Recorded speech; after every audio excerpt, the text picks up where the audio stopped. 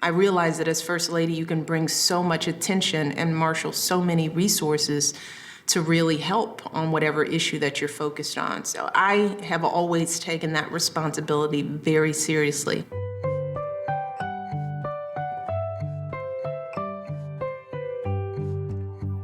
I'm a Chicago native. I grew up on the South Side in a really small apartment with my parents and my older brother, Craig. My dad worked as a pump operator at the city water plant. My mom stayed at home, and so we didn't have a lot of money. But my brother and I were blessed with something far more valuable because our parents truly gave us unconditional love and encouragement to go places they never imagined for themselves. Neither of them had a college degree, but they made it very clear that they expected me and my brother to get the best education possible. So school was always, always the center of our lives. So I made it my point to give it 120%.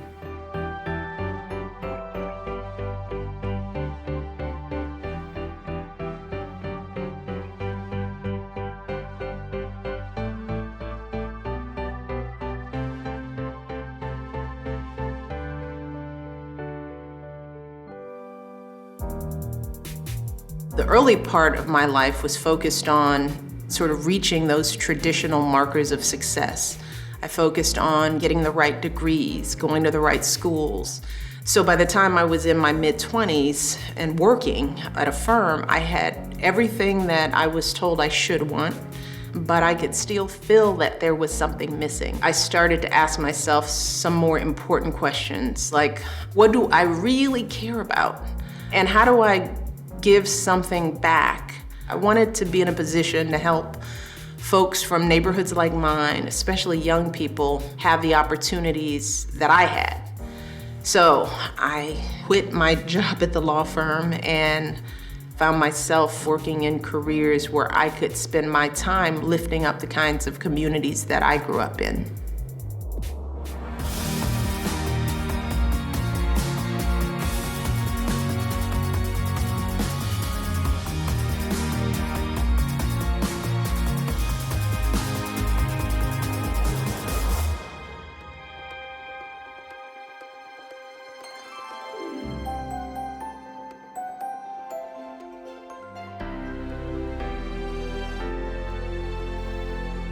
The inauguration was one of the coldest Januaries that I've spent here in Washington, D.C. It was freezing. I really remember what it felt like to walk out the steps of the Capitol and stand there with Barack as he took the Oval Office and look out at what felt like endless amounts of people standing as far as the eye could see from every race, age, background you could imagine, who had come from every corner of the country just to witness this historic moment. It was probably one of the most profoundly moving experiences that I've ever had. And to have our girls there with us, those two little bitty girls standing on that stage, it's a moment I'll never forget.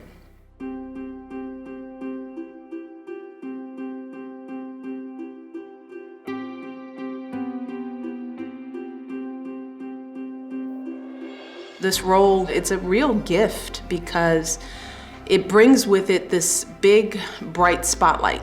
And that's why I've worked hard to choose work on issues that I care deeply about, that I feel really defines me or that I'm connected with, that will really make a difference in people's lives.